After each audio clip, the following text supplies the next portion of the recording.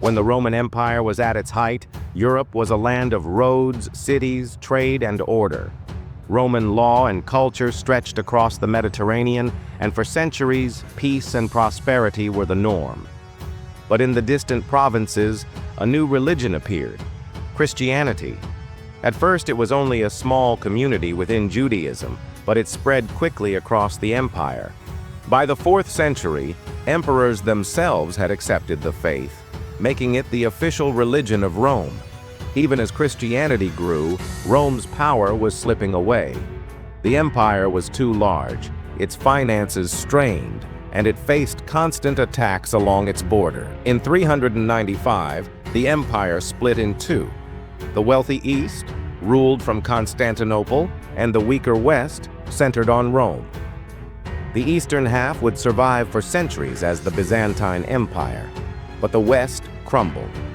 Across the frontiers, Germanic peoples, called barbarians by the Romans, were on the move. Some entered as allies, others as conquerors, but over time they carved up the western provinces. In 476, the last Western Roman emperor was removed from power, and the ancient empire was gone. What followed is often remembered as the Dark Ages, a time when Europe splintered into smaller, fragile kingdoms. By the 6th century, several Germanic groups ruled different regions: the Visigoths in Spain, the Ostrogoths in Italy, and the Franks in what is now France. These kings adopted Christianity and mixed Roman traditions with their own. But much of Rome's old system collapsed. Roads broke down, long-distance trade almost disappeared, and literacy fell sharply. Life became rural and local. Meanwhile, the Byzantine emperors tried to restore control in the West. Emperor Justinian recaptured parts of Italy, but the victories didn't last. Soon, a new power was rising. In the 7th century, Muslim armies spread across the Middle East and North Africa, building an empire that stretched into Spain. Europe now stood alongside two strong neighbors, the Islamic Caliphate and Byzantium. In the 700s, the Franks stopped Muslim expansion in Western Europe at the Battle of Tours. From this victory emerged the Carolingian dynasty. Its greatest leader, Charlemagne, ruled much of Western Europe by the year 800. The Pope crowned him Emperor of the Romans, reviving the idea of a united Christian empire in the West. Charlemagne encouraged education, religion, and culture, leaving behind a legacy that shaped medieval Europe. But after his death, his empire broke apart, weakened by internal conflict and fresh invasions. From the 9th to the 10th centuries, new threats struck Europe from every direction. Vikings raided from the north, Magyars rode in from the east, and Muslim raiders attacked southern coasts.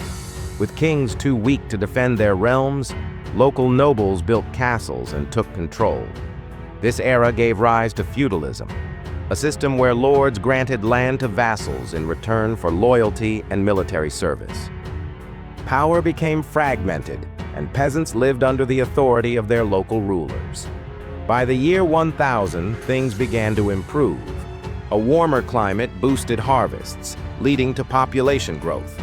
Vikings and Magyars settled down and converted to Christianity.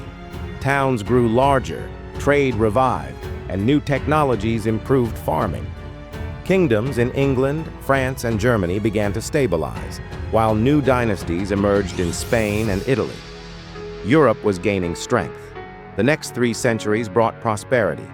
Farmers cleared new lands, merchants expanded trade, and cities grew into bustling centers. Universities appeared, and the Catholic Church became the most powerful institution in Europe, shaping both faith and politics. The Crusades, launched to capture Jerusalem, connected Europeans to the wider world, even though the military campaigns themselves eventually failed. Kings also grew stronger. In England, France, and Spain, monarchs built centralized states. Knights and castles defined aristocratic life, while chivalry and Christian ideals shaped culture. Europe was on the rise, but in the 14th century, disaster struck. In 1347, the Black Death swept through Europe. The plague killed nearly 1/3 of the population in just a few years. Entire villages disappeared, and fear spread everywhere. Yet from this crisis came long-term change.